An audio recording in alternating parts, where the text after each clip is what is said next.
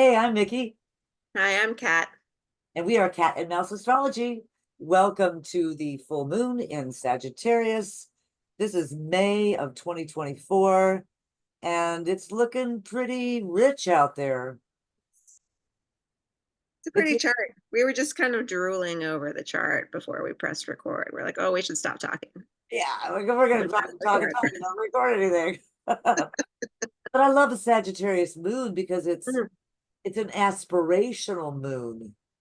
Yes. Sag Summer is to in the air, start, right? going after your dreams, shooting those arrows high. What do you think of the symbol of Sagittarius? The Oh, mythological meaning of that, of the half man, half horse archer. gosh, I've never actually thought about the half man, half horse archer before as a symbol. So this will be fun. Okay. Well, it's the centaur thing. I don't know much about the centaurs. I mean, the hunter aspect is obvious of like what it didn't we weren't we at the Garden of All Fulfilled Desires last month? Yeah, Okay, so the archer like has an object of desire. right. Archer knows what that object is that they're aiming for. And the hunter, and if it's a horse too, is probably pretty good at like tracking that down and knowing the path and how do you go for what you want and aim for what you want. Lots of aiming. Right. That's why I see it as aspirational. Because Yeah, you're shooting off an arrow, you're aiming, you have a goal in mind. You don't know if it's actually going to reach the goal, but if you're good, if you practiced, you got practice. to have an aim. You can't just shoot wildly, right? Right? I mean, for the archer to be effective, the archer must take aim. That's right. So the shooting of the arrow, I think, is part of what always makes me think about Sagittarius as, when we hear definitions, you can read the textbook definitions. Well, it's religion and it's higher learning and it's, things like publishing and travel, foreign travel, not, long distance travel. And all those things are kind of real specific. But when I think about it being aspirations, Yeah, and aspirations are not something that are on the ground, they're something that are up there, you know, something you're shooting for, that's right. I guess. Maybe that's the language that brings it home to me. But the animal thing, that part animal, part human, is also interesting. Yeah, which is it's like how much more wise are we when we're in touch with the animal versus the human civilized? Not that humans aren't always and forever animals, but our civilization has tried to separate ourselves from the animals in so many ways. So Sagittarius is like, no, no, no, bring that back in. There's an instinct, there's a kind of natural wisdom that I associate with Sagittarius. A kind of natural wisdom. Like maybe you're not like I love Sagittariuses. And maybe they're not always like, I don't know what to say. It seems like a lot of them like they struggle at school and sometimes but they're like kind of people that like even if you do, they're super smart in some way. They're always fun and adventurous. And then maybe that's where I just got a picture as you were talking of, because I grew up with horses, Uh-huh. of a horse, if you got a horse corralled and it wants to be free, it'll paw at the ground, it'll bite its bit. It's like it wants out of there. And if you let it free, oh, I mean, imagine a horse running wild and running free. On some sense, that feels really Sagittarian. It does. It does. And that's what I think maybe why I love Sagittarius is so much. Is Right. because they are more of the wild and free spirit of the zodiac. And what do we call a horse that isn't wild and free? What do we do to it? Right? We don't You have do to good break things. it. You Yeah, break it. we break it. Oh, that language is so interesting, isn't it? Yeah. So yeah, that is that. And for those people who are Sagittarians, as you say, there's something about them those people I know that are Sagittarians that have that about them, that break free bit. Right. You don't want to keep them corralled. If they've got an idea or something, they're probably going to go with it, regardless of what you do or say. At least for a little while. Right. Right. And maybe that's where the human part comes in is, since you want to take aim, the horse may just bolt and run in any direction. But a human is going to aim the arrow, hopefully. So the combination of the human and the horse and the centaur gives direction to that horsey energy. Yeah. That if harnessed, and there's another horse metaphor, Right. if we can harness the energy of the boundless energy of Sagittarius, Mm, especially at the time of a full moon. right. It is a fire sign. Yeah. Yeah. Then we could just take some idea and really send it to the stars. Fabulous. So let's take a look at this puppy. Okay, what are your ideas, everybody? Now's the time. Be aspirational. Be aspirational. Aim for the stars. Ad aspera. Yeah, ad aspera. It's a pretty good one, isn't it? Mm-hmm. To the stars. To the stars. Well, here we are. We've gone to the stars and now we're looking at them. Oh, they're so pretty. And this is, we're looking again. I don't think I mentioned this or you mentioned this very often, but we're talking about a whole sign. This is actually we're looking at the whole sign houses here. We're looking at a Aries first house chart. So you have to adjust for your time and location when you're looking at this chart. This is a general chart based out of Greenwich, England, I believe. Yeah. So adjust the time for where you live. But this is the full moon in Sagittarius on the 23rd, May the 23rd, depending on your location. And it looks pretty fine. There's a lot good going on here. It's pretty. We've got a sextile with Pluto. Mm-hmm. That's probably the big one, huh? I think that's lending if with a little bit of work, you can really dig deep. Yeah. Well, let me rephrase that. With a little bit of work, because sextiles imply that you have to put some energy into it. Mm-hmm. With a little bit of energy in the area of Aquarius, which is the house of the people, we could utilize the fertilizing benefits of Pluto at this moon to really fulfill something beautiful, because the sun is here with Venus and Jupiter and Uranus. I mean, this could be a gorgeous change happening in our lives and in the world. I think so. Now, a lot of people, get really hung up on like the exact moment. No? This has been building for a long time. We had the Uranus Jupiter conjunction a full month ago. But it took a full month. They were conjunct a month. Really? Yeah. That's I a mean, whole month ago already? within 5 degrees. Yeah, it was May 20th that they were exact. So, and they're just now pulling apart. And as they pull apart, look, Jupiter's conjunct with Venus. Mm, How gorgeous is that? so pretty. But we won't be able to see it because it's with the sun. Yeah, Venus is coming into her rebirth with the sun. Okay. And Jupiter, of course, Jupiter and Uranus just had theirs rebirth with the sun. So we're talking about Jupiter and Uranus and Venus in a new phase in just a couple of weeks. Everything kind of a real newness is happening. Something really new. Yeah. Are you feeling the newness, Kat? Yes, it's kind of overwhelming and scary.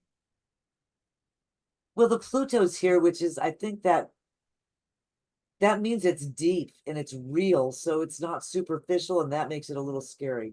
That's what I'm saying. Yeah. Just because the unknown of of the change is scary and uncomfortable. It's uncomfortable. Yeah, and I've been I'm gonna stop our share for a second. I've been thinking of this analogy for the last few weeks regarding Uranus and Jupiter conjunct in Taurus. Uranus and Jupiter conjunct in Taurus. Right. And we're talking about an earth sign, Taurus, Yes. but Uranus is the ruler of Aquarius. Uranus is electricity in the air. Right. Yeah. There's this sense of, for me, a sense of like this building whirlwind. And as the wind gets faster and faster, I mean, we live in Kansas. So, I mean, I think of tornadoes. Like, what else can I do? It's a very windy day today. Right. But also hurricanes, same thing. What they say is it's the eye of the tornado. It's the Right. eye of the hurricane. You want to go to the center. So, At and least that's where it's calm. Can't really stay in the center very well. But well, that if you can make it to the center, you can stay in the center because everything's whipping around you. yeah, It's where there's stasis, you I know. guess it's kind of slow moving, huh? Yeah, well, the center may be where Dorothy's house was lifted from the ground and deposited into the land of Oz. Yeah. That's the center of the tornado. It Oh, lift you and take you somewhere else. it's the So it's portal. quantum. It's a portal. It's a quantum portal. So that this time, excuse me, this opportunity, I mean, if you're placed right in your chart, in your life, this may be an opportunity for that portal to open up and you just go bloop over here. You weren't Right? here and you wouldn't have any idea how you get there, but suddenly bloop, It's a fucking portal. the portal. It's Of a course it is. That's right. So, and I think the harder part for people is to stay centered because if we get out towards the edges, we go So towards the edge, you're going to get whipped around. That's pain. That's the more you go to the edge. And so that made me think of the Hopi prayer. okay. The Hopi prayer, I'm going to turn it over to Which you. one? You read some Sabian symbols, but it's about let go of the shore. Oh. Yeah. Read the Sabian symbol for the moon, and I'll look it up while you read the Sabian symbol because I think it's easy to Oh, find. for the moon. Well, Yeah. the Stygian symbol for the moon is two men playing chess. Ooh, what do you think of that one? I mean, these are strategic times. I don't know. Chess is like it's not checkers. It's 5D. I don't know. I don't actually play chess, but people talk about it's strategic. You have to be thinking ahead. It's like the archer. You're like aiming for something farther down the line. Right? This is not immediate gratification time. Right. What about the sun in Gemini? What did we say the sun was? Same two, Yeah. 2 or 3, whichever you're The reading. garden of the Tuileries in Paris. Like a tulip garden in Paris. Huh? Interesting. Tulip garden, a garden of flowers. But that fits because what we're talking about is we've reached the place with the fertilization of Pluto and with our efforts in whatever we're doing to prepare whatever the ground is Yeah. for our next efforts. Our next efforts are to grow the flowers, Right? right? Nothing more revolutionary than growing food for yourself and your neighbors. That's right. And those flowers may be metaphorical, That's right. right? These flowers could be, the book you're writing, or the relationship you've started, or the child you're giving birth to, or I mean, those are flowers in our Those life. are flowers. Those are flowers. So I found this Hopi prayer. Let me read it. Okay. Um, I'm going to read a little bit of it, and then I'll read the main part first, and then I'll read the chunk of the middle. But it's easy to look up. So the elders say we must let go of the shore, push off into the middle of the river. Keep your eyes open and our heads above water. And I say, see who is there with you and celebrate. So here's the beginning of it. We are the ones we've been waiting for. Right. You have been telling people this is the 11th hour. Now you must go back and tell people that this is the hour. And there are things to be considered. Where are you living? What are you doing? What are your relationships? Mhm. Are you in right relation? Mhm. Where is your water? Know your garden. Mm. It is time to speak your truth. Create your community. Be good to each other and do not look outside yourself for your leader. That's right. That's right. So I found that kind of interesting because again, the poem just came to me. You know how you read things and suddenly when you're thinking about something else, like the wind blowing around me, I'm thinking, oh, that's what they said in the poem. You don't want to Mhm. be outside of this. You want to let go of the edge. You want to let go of the shore. You want to go towards the center and allow yourself to be moved. Because you just got to flow with the current. Right. And this current could sloop you up and plop you somewhere else. Right. I mean, you can also we can shape the current too when we look around ourselves and see who we're with. Right. Right. Because only when we're with each other can we shape the current. You're never going to shape the current by yourself. Right. Exactly. And there's the Aquarius part of this. Right. Let me show our chart again. Right. So we've got Saturn telling us to be aspirational, to aim high, to be strategic. Not Saturn, I'm sorry, Sagittarius. Sagittarius moon telling us to be strategic and our aiming high. And then we've got Pluto and Aquarius and a sextile being like, and look around you and see who you're doing this with. Exactly. Be intentional about who you're doing this with. Right. And notice we've got the exact conjunction of Jupiter and Venus, the two benefics, within a few degrees of the sun, which is our life force and our energy, driven by this change. And the moon is reflecting it all. This is an emotional experience we're going through. And this is a wedge, which demonstrates that, this is the focus of the wedge. But as you just said, it's the fertilizer, it's the digging deep, and it's the emotional awareness that's contributing to where we're going to go with this change. Mm-hmm. Mm-hmm.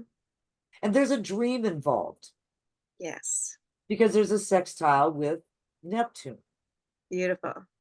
And sextile, and Neptune's also, loosely trine the moon. Mm-hmm. So we've got a very powerful double wedge here. And then the kite that is we talked about last time that is now moving away from the kite formation, Right. but was still strong, a strong aspect of trine between this whole Venus, Jupiter, Sun, Uranus, and Pluto. So beautiful.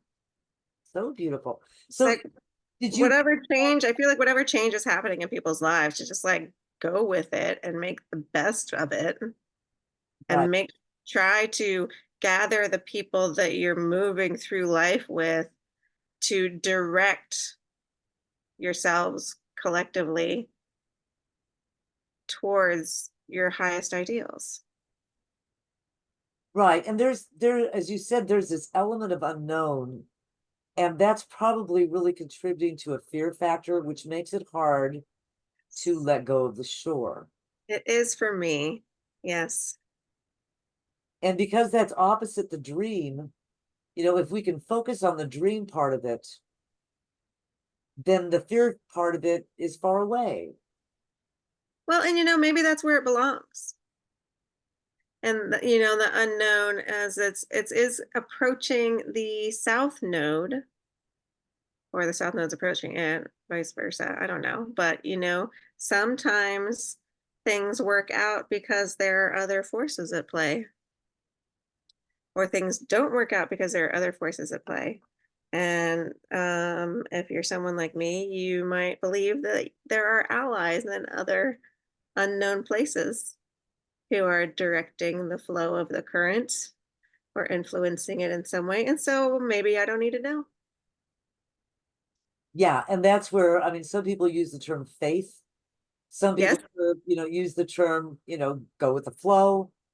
One of the things that I think Jung talks about, but it's certainly a psychological concept, which is, if you keep pushing real hard to try to get what you want, you're likely to push that rock right on over on yourself.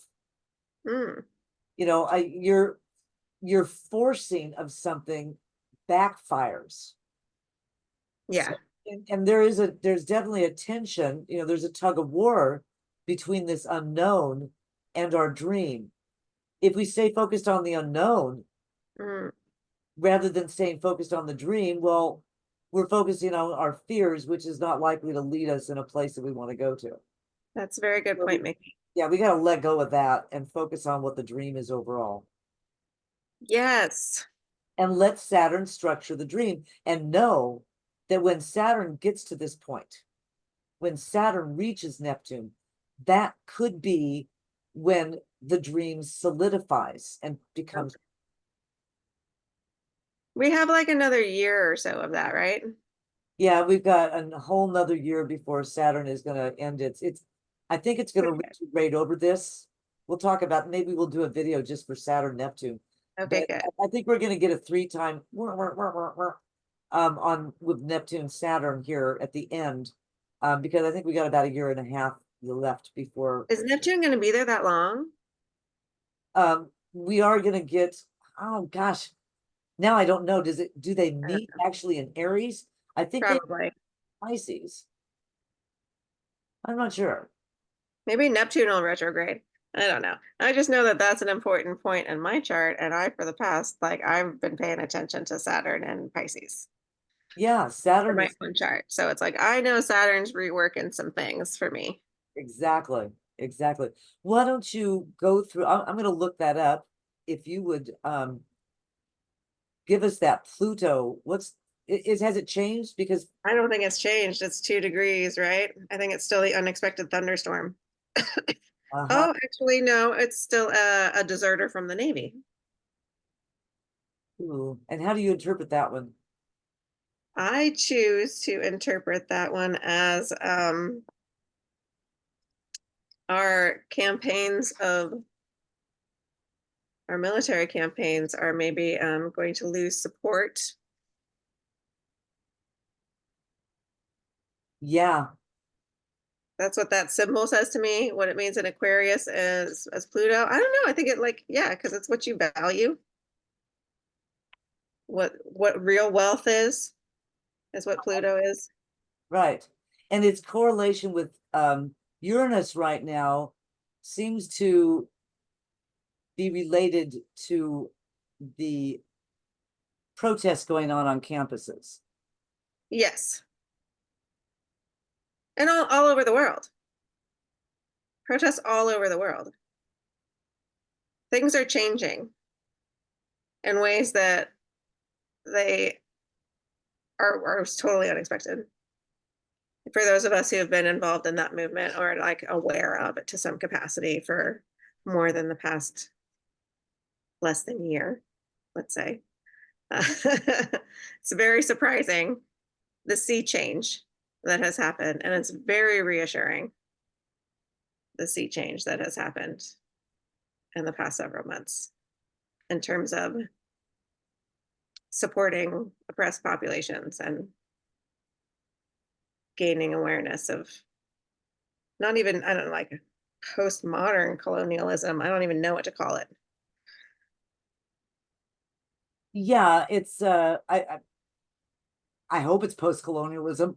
I mean, because It's just there's so many colonialism gaps. in the present time. So Yeah, it's like well, glow in people's minds that like, oh wait, did that never end?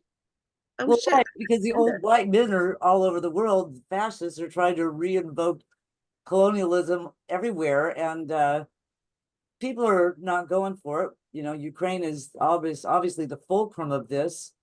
Um, And my hearts and prayers are with Ukraine, because I think they're really brave to do what they're doing. Let me show this chart for this change of Saturn. This is May 1st, so a year from now. Oh.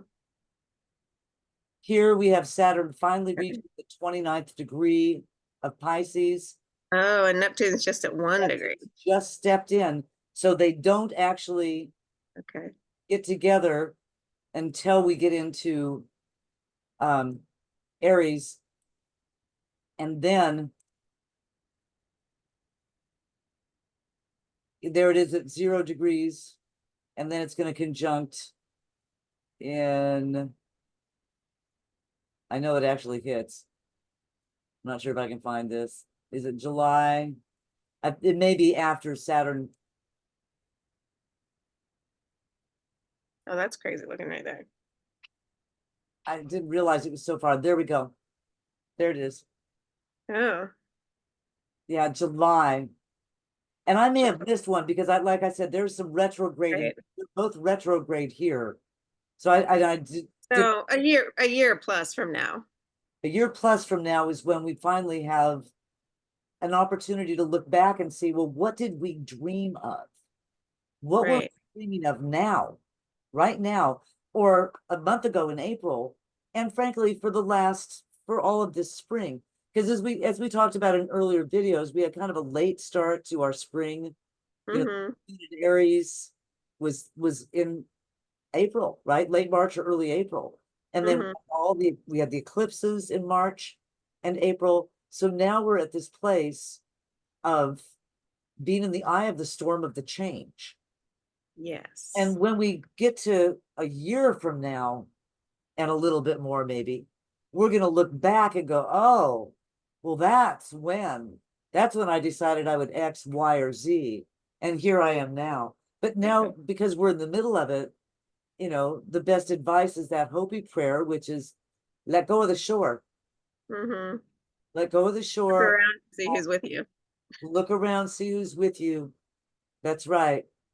That's right. So there's a couple more that would be good to look at. What we Okay. Well, I just also want to say I'm happy to have you with me, Micki. Oh, and I'm so happy to have you with me, Kat. That's right. And anybody listening, we're happy you're around, and Yeah. yeah, say something to us. Let us know you're there. We liked it. We like it. So let's look at a couple more of those symbols. Okay.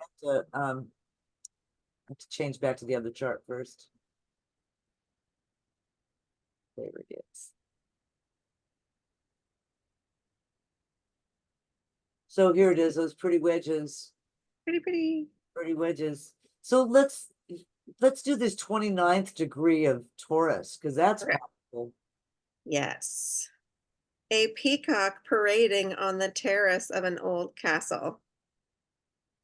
That's rich. Maybe literally. Right? I Uh, mean, definitely. show your feathers. That's just like opulence and splendor. That's right.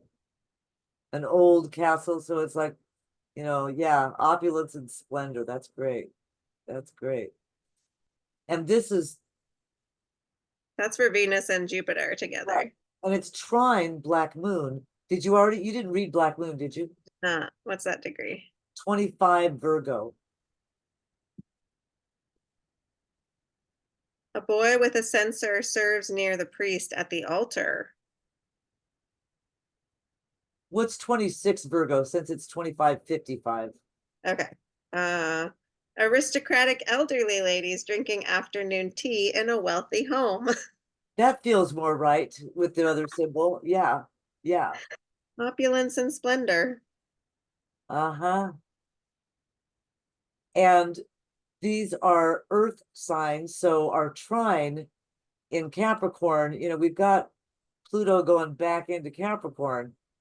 But it's now in Aquarius, so it might be time for that to be part of the change. Which to welcome opulence and splendor, or to desert the Navy? To have the, okay, how do I articulate this? this is essentially a grand Earth trine. Yeah. Okay. Right? Except for we have a sign shift. So usually if it's out of sign, it's like, well, that's an off meaning, right? Because grand Earth is grand Earth, and this is no longer an Earth. Aquarius is Aquarius. That's air. That's an air sign. It's a water bearer, but it's an air sign. You're Uranian, right? Yeah. Turnian. So having Pluto still trine, it's still trine at the 29th degree. It's within 3 degrees. Yeah. Well, Yeah. and it's perfectly trying the sun. So Right. And it's oh right, it's perfectly trying the sun.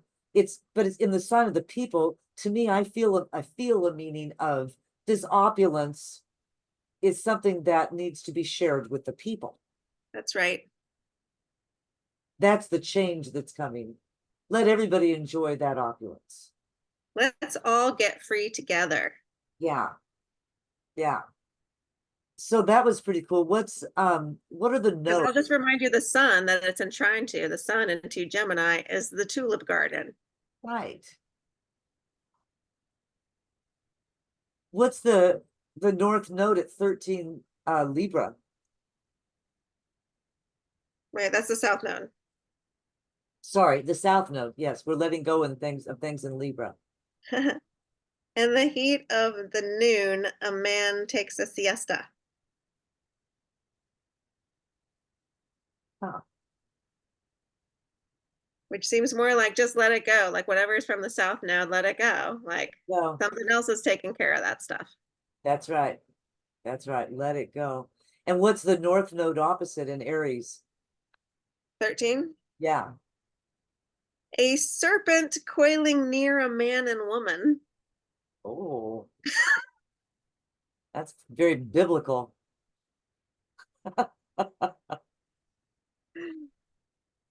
Let it go. Huh. Focus on your desires. Focus on your desires. That's Don't right. let go of the how. I Uh-huh. don't know. So, Focus on the dream. okay, Let go what of about the how. 23 Uranus? What? Sorry, 23 Taurus for Uranus. 23 Taurus.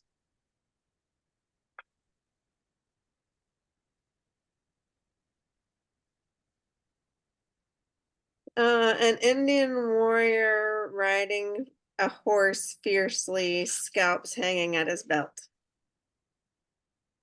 That seems pretty Sagittarius, It does seem pretty Sagittarius with a for little your bit of that trine black moon involved. something sacred, Well, I was thinking of the something scalp, symbolic. something you're not really aware of or don't want to look at her face. Mm, Counting coup, symbolically, yeah, taking scalps is counting coup. You taking your wins. mm-hmm. Um, kind of a gruesome graphic representation, however. Really is. Uh-huh. Symbols come from the like 1920s people, Yeah. Yeah. or it's a 1920s person and reinterpreting a I don't know, like 700 person. Right. Right. Exactly. 700 AD or BCE. So what about Mars at 17 Aries? It's about to conjunct Chiron. An empty hammock. How do you have that opposite the man taking a siesta? I mean, I assume the man taking the siesta is in a hammock, was he not? Did I just imagine that in my own head? I saw him in a hammock. Did it say that? I don't think so. That's funny. It is funny. An empty hammock. Well, he took a siesta and that was all it took. Don't take a siesta. Focus on your dreams and keep moving towards it. Let go of the stuff you have to let go of. Right? What's that 21 Chiron? 21 of Aries. The gate to the garden of all fulfilled desires. Ah, here we go. Yeah. We're at the gate like a horse on a race. And it's a tulip garden. At the tulip garden. Oh my God. And it's Sagittarian, so we have the centaur aiming his arrows, Being wild. being wild and free, wild and free. Like that man and woman with the snake coiled next to him. Uh-huh. Wonder what they're gonna do with that. Oh my God, I love symbolism. That's of it. What about, okay, we have one left. Oh, Is 11 degrees of Taurus. That's Mercury. okay. Yes, Mercury. What's the message? A young couple walk down Main Street window shopping. Well, this is quite a sight to see. Yeah. Look around, see what you got around you. Who you got around you. I think that's exactly it. What do we got around? And let's all get free together. Yeah. And set your sights high. Aim high. We are making a garden together, people. Right. We got to make sure you till well, use that Pluto, get the fertilizer you need, dig Right? deep. There's Do like 2 hoes in the sky. hose in the sky. I got a different image for that one now. And have fun with it because Sagittarius is a fun sign. The funnest. I love you, Sagittarius. Is I do too. no offense to everybody else, but I don't have it myself. So I just like appreciate y'all so much. And this is a nice combination. So, maybe go cut some fresh flowers and put them around your house and enjoy the concept of your blooming garden. Yeah. Yeah. All right, you guys will have a beautiful full moon. See you in a couple weeks. See you in a couple weeks. Bye.